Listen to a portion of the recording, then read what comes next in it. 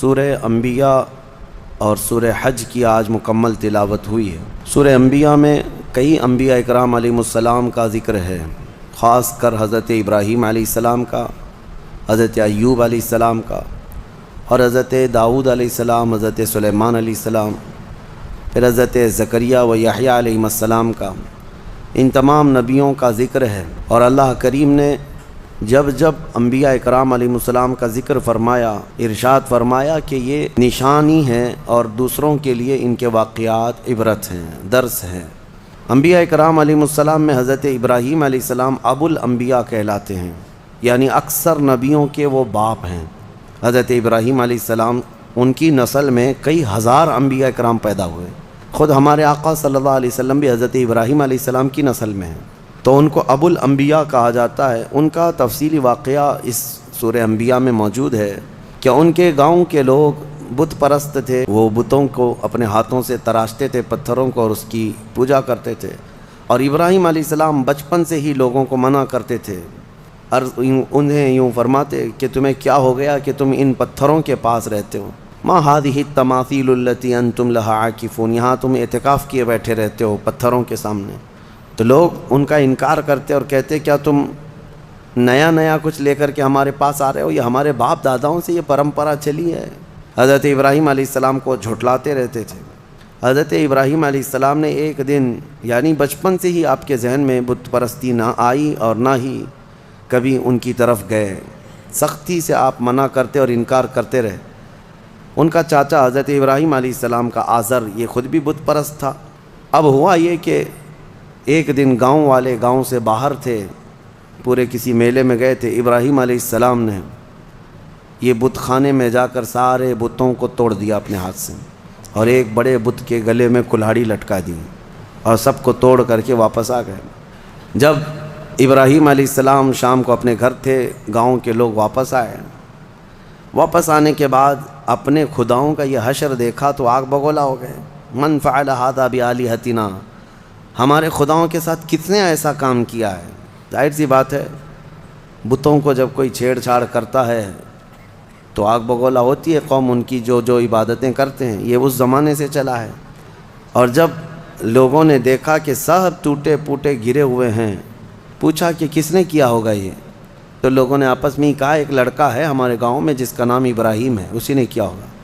بادشاہ وقت جو تھا اس وقت، نمرود کے پاس یہ مقدمہ لے جایا گیا، اور پھر سارے لوگوں نے کہا کہ اب یہ مقدمہ سزا کے بغیر حل نہیں ہوگا، بلاؤ ابراہیم کو، کہاں ہیں؟ ابراہیم علیہ السلام جوان تھے، بلایا گیا، پوچھا گیا کہ کیا کیا تم نے ان کے ساتھ؟ یہ سارے ہمارے خداؤں کے ساتھ کیا کیا؟ تو ابراہیم علیہ السلام نے کہا ان کے بڑے نے کیا ان کے ساتھ۔ پوچھا تم اکیلے گاؤں میں تھے، کس نے کیا ہے؟ تو ابراہیم علیہ السلام نے کہا ان کے بڑے نے کیا، کیونکہ ایک بڑا بت ویسے ہی چھوڑ دیا تھا انہوں نے، اس کے گلے میں کلہاڑی ڈال کر، اور باقی سب چھوٹوں کو سلا دیا تھا۔ تو بڑا جو کھڑا تھا، ابراہیم علیہ السلام نے کہا ان کے بڑے نے کیا ان کے ساتھ، جبکہ وہ مراد لے رہے تھے ان کا بڑا تو میں ہی ہوں، ان کے دل میں یہی تھا کہ ان کا بڑا میں ہی ہوں۔ تو پھر اس کے بعد ابراہیم علیہ السلام نے ان سے کہا تم مجھ سے کیوں پوچھتے ہو؟ ایک تو ابھی بھی کھڑا ہے نا، اسی سے پوچھ لو، باقی تمہارے چیلوں کو کس نے گرایا؟ ایک تو ابھی بھی کھڑا ہے۔ تو اور آگ بگولا ہوئے، استہزاء مذاق سن کر کے، اور کہنے لگے کیا ہم ان سے بات کریں گے؟ وہ بات نہیں کر سکتے ہیں۔ تو ابراہیم علیہ السلام نے کہا اف لکم ولما تعبدون من دون اللہ افلا تعقلون، تف ہے تم پر، افسوس ہے تم پر، اللہ کے سوا دوسرے کی عبادت کرتے ہو، کیا عقل نہیں رکھتے؟ ایسی کی عبادت کرتے ہو جو نہ تمہیں نفع دے سکتا ہے نہ نقصان دے سکتا ہے۔ یہ ابراہیم علیہ السلام نے ان کو کہا، تو وہ اتنے آگ بگولا ہوئے، اتنے غصے میں آئے کہ سبوں نے کہا حرقوہ، ابراہیم کو آگ میں جلاؤ، ایسے نہ چھوڑو، آگ میں جلاؤ۔ وانصروا آلہتکم ان کنتم فاعلین، پھر اپنے اپنے خداؤں کی مدد کرو۔ سارے لوگ اعلان کرنے لگے دیکھو ہمارے خداؤں کے ساتھ اس نے ایسا کیا۔ حیرت کی بات ہے کہ خداؤں کو توڑ مارا ہے انہوں نے، اور ان کے بندے سزا دے رہے ہیں، اور خدا کچھ نہیں کر رہا ہے ان کا۔ جس کو مارا وہ کچھ نہیں کر رہا ہے، اور جو پوجا کرنے والے ہیں وہی سزا دینا چاہتے ہیں۔ میرے عزیزو، یہاں رک کر کے ایک بات عرض کرنا چاہتا ہوں۔ ابراہیم علیہ السلام کی آل میں، جیسے کہ اس سے قبل کی تفسیر میں بھی میں بتایا، تاریخ یاد کرو، ایک کرنٹ سچویشن میں آپ کو بتاؤں، دغلی پالیسی۔ ابراہیم علیہ السلام کے ایک بیٹے اسحاق علیہ السلام ہیں، ان سے پوری بنی اسرائیل ہے، جو آج یہودی بھی ہیں یا اپنے آپ کو بنی اسرائیل کہتے ہیں، اور دوسرا پورا عرب، میرے آقا صلی اللہ علیہ وسلم اور پورا عرب، یہ بنی اسماعیل ہے۔ یہ کیا ہے؟ دو باتیں یاد رکھیں، کیونکہ ابھی ایک نیا شوشہ چھوڑا جا رہا ہے، ایک نئی بات آئی ہے، وہ میں آپ کے سامنے رکھ رہا ہوں، ایک بنی اسرائیل اور ایک بنی اسماعیل۔ ابھی جو ہے انہوں نے ایک نیا وہ شروع کیا ہے امریکہ میں، سعودیوں کو، اماراتیوں کو، بحرینیوں کو لبھانے کے لیے، کہ ہم لوگ جو ہے نا کزن ہیں، ہم لوگ جو ہیں کزنز ہیں، یعنی ابراہیم علیہ السلام کے بیٹے کی اولاد ایک اسحاق علیہ السلام کے اور یہ اسماعیل علیہ السلام کے، اور دونوں ریلیجین کو، یعنی اسلام کو اور جیوز جتنے ہیں اور عیسائی ہیں، یہ سب آپس میں یہ کہہ رہے ہیں کہ بھائی بھائیوں کا دین ہے، سب کا دین ایک ہی ہے اوپر جا کر کے۔ تو یہ شوشہ چھوڑا، اور یہ میں آپ کو ایسی بات نہیں کر رہا ہوں، ابھی اس پر بڑے بڑے سیمینار اور کانفرنسیں ہو رہی ہیں، سعودی بھی اس بات پر اب متفق ہونے جا رہے ہیں کہ ہم سب دین ابراہیمی پر جمع ہو جاتے ہیں، جتنے ابراہیم علیہ السلام کے دین پر تھے سب جمع ہو جائیں گے، اس میں یہودی بھی آ گئے، عیسائی بھی آ گئے، مسلمان بھی آ گئے۔ لیکن حقیقی بات یہ ہے کہ دین ابراہیمی پر اگر کوئی آج قائم ہے تو وہ صرف امت محمدیہ ہے، مصطفیٰ کریم صلی اللہ علیہ وسلم کی یہ امت مسلمان قائم ہے، کیونکہ ابراہیم علیہ السلام کے متعلق قرآن میں جگہ جگہ اللہ نے فرمایا کہ ان ابراہیم کان امتا قانتا للہ حنیفا، وہ دین حنیف کہتے ہیں سیدھے دین پر قائم تھے، سیدھے راستے پر، شرک میں مبتلا نہیں تھے ابراہیم علیہ السلام، دو خداؤں کا ذکر، ابراہیم علیہ السلام کا جو دین تھا وہ یہی دین ہے جس پر آج ہم عمل پیرا ہیں۔ اب یہ جو کزنز کا مطلب آیا ہے، یہ اس بات کے لیے بھی آیا ہے کہ بیت المقدس کے لیے کیوں لڑ رہے ہو؟ یہودیوں کے ہاتھ میں ہے نا، عربوں کو چپ بٹھانے کے لیے، کہ تمہارے ہاتھ میں مکہ ہے، مدینہ ہے، تمہارے کزنز کے ہاتھ میں بیت المقدس ہے، تو چچا بھتیجے یعنی چچیرے بھائیوں کے درمیان اگر کوئی چیز رہ جائے تو کیا فرق پڑتا ہے؟ انہوں نے اس طرح سے اس کو ڈائیورٹ کر دیا ہے، چچیرے بھائیوں کی لڑائیاں ہیں۔ خیر یہ ایک مسئلہ اپنی جگہ پر۔ اب میں آتا ہوں ہمارے یہاں کے اندھ بھکتوں کے لیے، جو یہودیوں کی چاٹتے ہیں اور ان کو اپنا آقا و ماوا تسلیم کرتے ہیں، اسرائیل کے گلے سے گلے لگتے ہیں، ہمارے صاحب بھی جا کر کے گلے لگتے ہیں۔ آپ کو پتہ ہے اسرائیل کے پرائم منسٹر سے بڑی گہری دوستی ہے، لیکن ان کو پتہ نہیں اسرائیل کے سارے لوگ بتوں کو توڑتے ہیں، بتوں کی پوجا نہیں کرتے، وہ یہودی ہے نا۔ تو یہ ان سے پوچھیں کہ تمہارے باپ داداؤں میں سے، یا خاص طور پر ابراہیم علیہ السلام نے تو بتوں کو توڑ مارا تھا، تو یہ وہاں پر نہیں سوال کریں گے، کیونکہ یہودی ہیں، پاور ان کے پاس ہے، تو گلے لگ جاؤ، جہاں جہاں پاور دکھے گا وہاں پر گلے لگ جاؤ، اور جہاں غریب ہیں وہاں گائے کا پیشاب یاد آئے گا، وہی پورے جنگ کا ذریعہ بن جاتا ہے۔ ہاں بیسک وجہ یہاں پر بن جاتی ہے۔ بہرحال یہ دغلی پالیسی ہے۔ ان لوگوں سے تمہاری دوستی کیسے ہو سکتی ہے؟ میں ان لوگوں سے کہتا ہوں، آئیڈل ورشپرز جتنے بھی ہیں، ان کی دوستی ان سے کیسے ہو جاتی ہے جو یہودی ہیں یا عیسائی ہیں؟ وہ بالکل بتوں کی پوجا نہیں کرتے، اور وہ بتوں کو توڑتے ہیں، اور ان کی کتابوں میں موجود ہے، یہودیوں کی کتابوں میں بھی، کہ بتوں کو جہاں پاؤ وہ توڑ دیا گیا ہے۔ حضرت ابراہیم علیہ السلام کا یہ واقعہ موجود ہے، تو پھر ان کی دوستی کیسے ہے؟ مجھے حیرت ہوتی ہے، کسی نے ابھی پھر سے وہ پاکھنڈی گستاخ رسول کی بک سن کر کے مجھ سے کہا کہ وہ پھر کہہ رہا ہے کہ ان کو فتح کرنا ہے، ساری دنیا میں ان کا دھرم قائم کرنا ہے، صرف اور صرف جو ہے بابری مسجد پر کافی نہیں ہے، وہ کہہ رہا ہے مکیشور بھی حاصل کرنا ہے۔ مکیشور، مکہ مکرمہ اور خانہ کعبہ کو کہہ رہے ہیں کہ وہ ایک بہت بڑے دیوتا کا مندر تھا، وہاں پر پتہ نہیں تھا، اور گنگا جل جو ہے وہ وہاں پر بھی زمزم کے روپ میں بہہ رہی ہیں، کہاں سے کہاں توڑ مروڑ کر کے کس کی گردن کس کو بٹھاتے ہو؟ عادت سی ہے کبھی ہاتھی کو توڑ کر کسی پہ بٹھا دو، عادت سی ہے. ارے کہاں زمزم اور کہاں تم کی اصاف اور نائلہ دو بت تھے مکہ میں. یہ صفا اور مروہ جو پہاڑیاں ہیں نا، اس پہ کیا تھا؟ صفا پہ ایک بت تھا، مروہ پہ ایک بت تھا. اصاف اور نائلہ یہ دو کون تھے پتہ ہے؟ تاریخ میں یہ بتایا گیا یہ دونوں دو عاشق تھے قبیلہ بنو جرہم کے، اور ایسے کہ یہ چھپ چھپ کر کے اپنے خاندانوں سے گناہ بھی کرتے تھے، زنا بھی کرتے تھے. اور ان کے خاندان والوں نے جب دونوں پر پابندی لگا دی تو ایک بار یہ حج کے قافلے میں آئے اور خانہ کعبہ کے پاس بھی انہوں نے بدکاری کی کوشش کی. ابھی کوشش کر رہے تھے تب اللہ تبارک و تعالیٰ نے ان پر عذاب نازل فرمایا اور ان کے پورے جسم پتھر کے بن گئے تھے. تو برسوں تک ان کے اسی جسم کو لوگ کھڑا کرتے تھے اور ان پر جوتیاں مارتے تھے.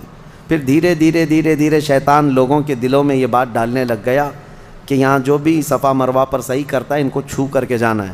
کچھ لوگ چھونے لگے، بعد میں پھر پوجنے لگ گئے. پھر نبی پاک صلی اللہ تعالیٰ علیہ وسلم نے ان کو بھی توڑ کر پھینک دیا. یہ تاریخ تھی.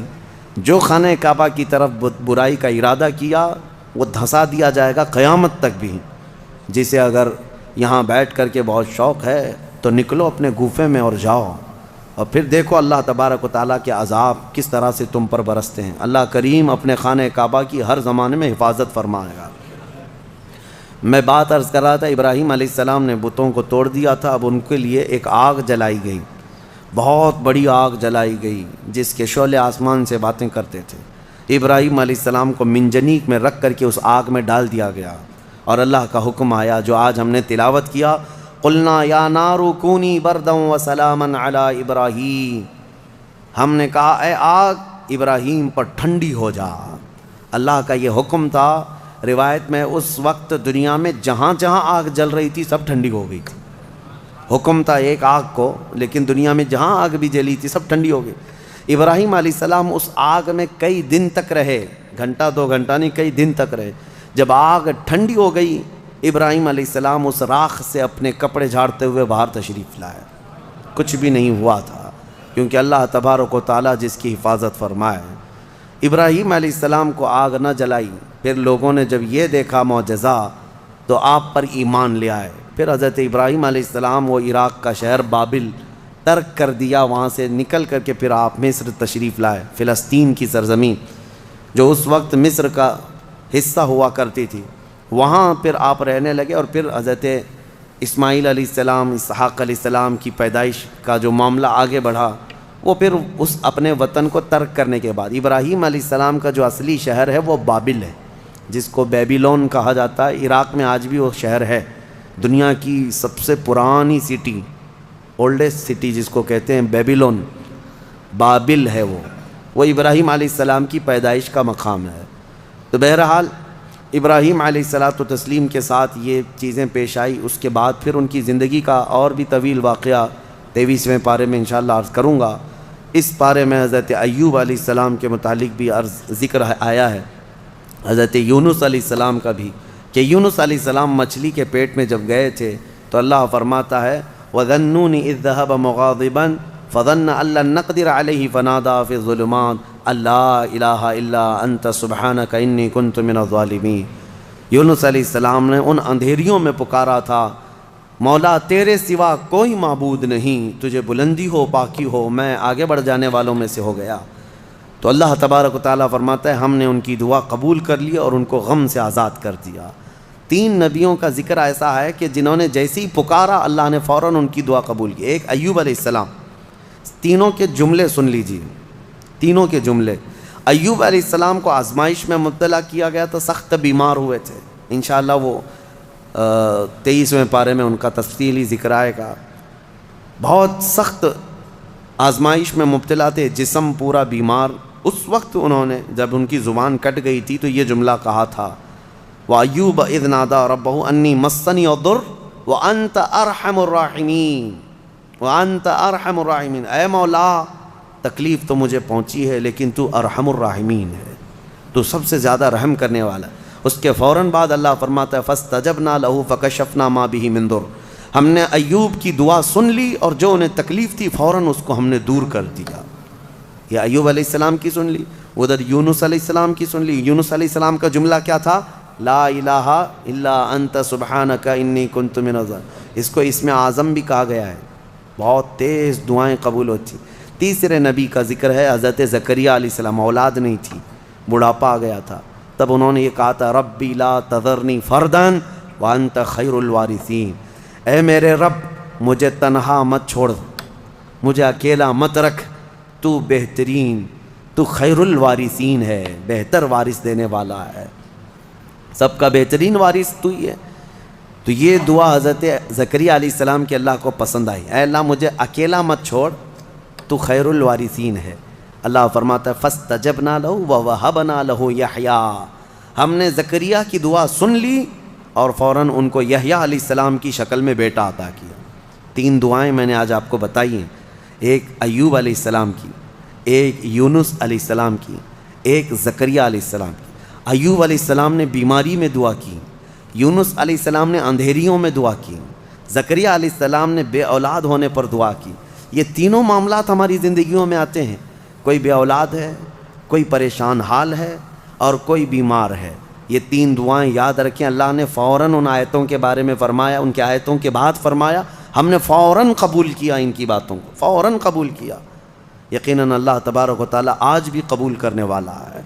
اور ایک آیت اللہ تعالیٰ نے اس بارے میں ارشاد فرمائی، مولا کریم فرماتا ہے کہ یہ سب نبیوں کے ذکر کے بعد یہ سورہ جہاں ختم ہونے کو آیا، آخر میں جہاں سورہ ختم ہونے کو آیا، اخیر سورہ میں رب تبارک و تعالیٰ آخری نبی کے بارے میں فرماتا ہے وما ارسلناک الا رحمتا للعالمین، محبوب ہم نے آپ کو سارے جہانوں کی رحمت بنا کر بھیجا ہے، رحمت بنا کر بھیجا ہے۔ رحمت کا مطلب کیا ہے؟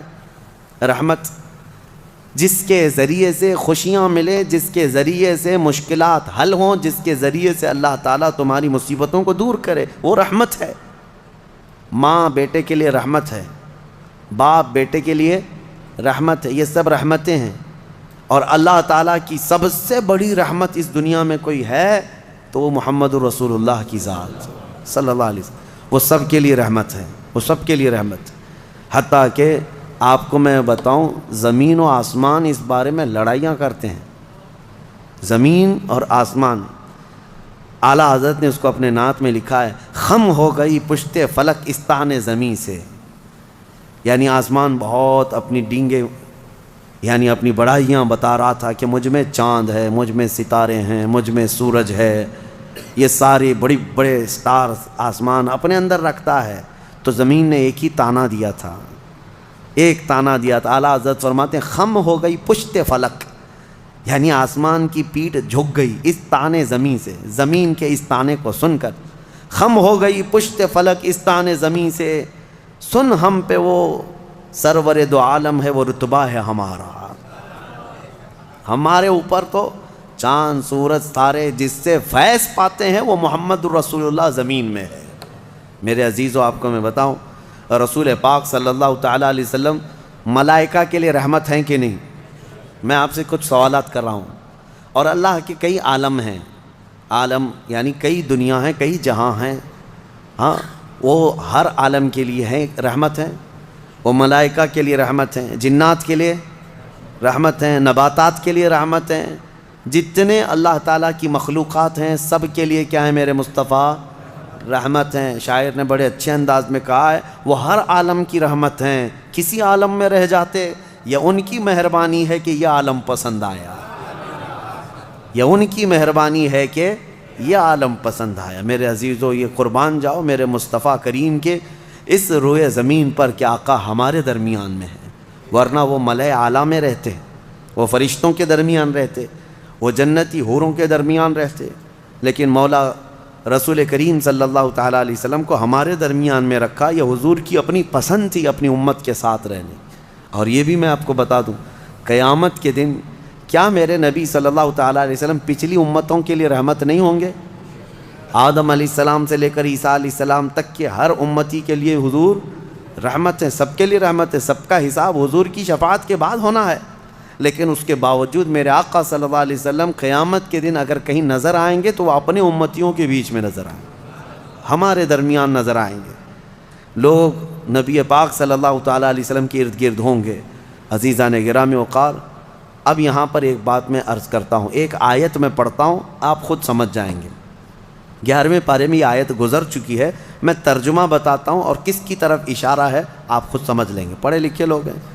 اللہ فرماتا ہے قُلْ بِفَضْلِ اللَّهِ وَبِرَحْمَتِهِ فَبِذَلِكَ فَلْيَفْرَحُوا، یہ آیت کا ایک حصہ میں نے تلاوت کیا۔ اے محبوب آپ فرما دیں، آیت کا ترجمہ میں کر رہا ہوں، آپ فرما دیں کہ جب اللہ کا فضل تمہیں ملے، لوگوں کو اللہ کا فضل ملے یا اللہ کی رحمت آئے تو خوب خوشیاں مناؤ۔ اللہ نے کیا فرمایا؟ جب اللہ کی رحمت تمہیں مل جائے تو خوب خوشیاں منائے۔ سنیو سمجھ گئے؟ قرآن کی آیت کہہ رہی ہے جب تمہارے پاس اللہ کی رحمت آ جائے تو، اب ہر ایک کو بات پتہ ہے اللہ کی سب سے بڑی رحمت اس روئے زمین پر 12 ربیع الاول کو آئی، تو اب جو ہماری خوشیاں منانے کا طریقہ ہے وہ قرآن کے مطابق ہے یا نہیں؟ قرآن کے مطابق اللہ نے فرمایا جب اللہ کی رحمت تمہارے پاس آئے تو خوشیاں منو۔ اچھا، اور دوسری بات وسیلے کے متعلق کہتے ہیں کہ ان کے وسیلے سے دعا مانگنا جائز ہے کہ ناجائز ہے؟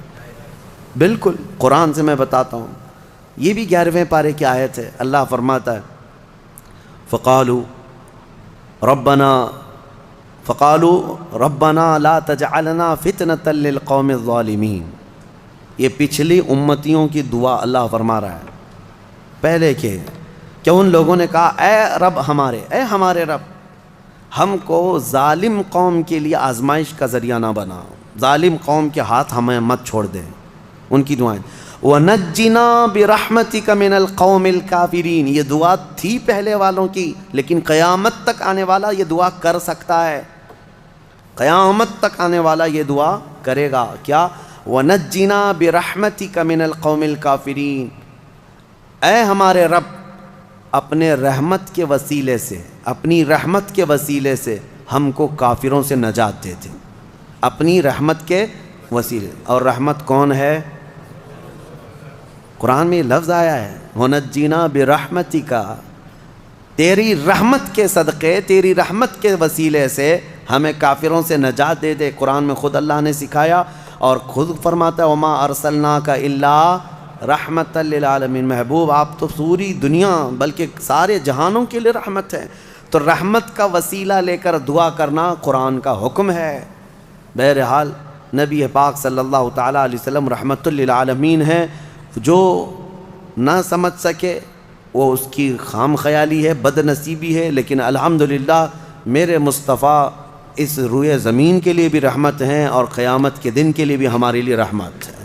اللہ کریم میرے مصطفیٰ کی عاشقوں کی جماعت میں زندہ رکھے اور ان کے سچے عاشقوں میں ہی ہماری موت عطا فرمائے۔ سورہ حج کا بھی تذکرہ آیا ہے کل کی سورہ میں، جیسے سورہ کہف سورہ طٰہٰ اور سورہ کہف وغیرہ جو ہم نے تلاوت کی تھی، اس میں بہت ساری چیزیں، کئی لوگوں نے ہم سے سوال کیا ذوالقرنین کون تھے، کیونکہ یہ سوال یہودیوں نے حضور سے کیا تھا، اور پھر دیگر کچھ چیزیں۔ دیکھیں میں آپ کو ایک بات بتا دوں، یہاں مختصر سا وقت ہے، تھکے ہوئے لوگ ہیں، تراویح کافی 1.5 گھنٹے تک 2 گھنٹے تک پڑھتے ہیں، پھر میں آپ کو اتنی دیر تک پکاتا رہوں یہ بھی مناسب نہیں ہے۔ میں یہ چاہتا ہوں کہ مختصر انداز میں آپ کو جو اہم پیغامات ہیں وہ مل جائیں۔ پوری تفسیر سننا ہے تو پھر تفسیر آپ کو پڑھنا بھی چاہیے، میں پوری تفسیر تھوڑی نہ بیان کر رہا ہوں۔ اور آپ کو پتہ ہوگا ہم تفسیر کر رہے تھے، تقریباً 7 سال میں نے تفسیر کیا، الحمدللہ 7 سال میں صرف ہمارے 5 پارے ہوئے تھے قرآن کی تفسیر کے، 5 پارے بھی میں نے پورے مکمل نہیں کیے، 5 پارے آخر تک پہنچا تھا، جس کے لیے ہمیں 7 سال لگ گئے تھے، بلکہ اس سے زیادہ ہی لگ گئے تھے۔ تو آپ اندازہ کریں کیا میں یہ 30 دنوں کے اندر پورے قرآن کی تفسیر کر سکوں گا؟ بس پورے پارے کے اندر جو اہم پیغام ہوتا ہے، کوئی اہم واقعہ ہوتا ہے، وہ عبرت کے لیے آپ کے سامنے رکھ دیا جاتا ہے۔ اللہ تعالیٰ انہی پیغامات کے ذریعے سے ہمارے دلوں میں انقلاب پیدا فرمایا۔ کیا یہ بہتر ہوگا کہ قرآن کا اثر لے کر اس رمضان میں بندہ بدل جائے؟ انشاءاللہ اس کے لیے رحمت ہی رحمت ہے۔ آج میں وقت سے اور بھی تھوڑا پہلے ہی ختم کر رہا ہوں، اس لیے کہ آج ہماری تنظیم الامان کی جانب سے غربا اور مساکین کے لیے جو ہر سال تقسیم کیا جاتا ہے کچھ راشن وغیرہ، وہ تقسیم کا معاملہ ہے، مجھے جانا ہے، اس کے لیے میں آج آپ کو تھوڑی دیر پہلے ہی ختم کر رہا ہوں، انشاءاللہ اس کی کسر کل نکال لیں گے۔ وآخر دعوانا ان الحمد للہ رب العالمین۔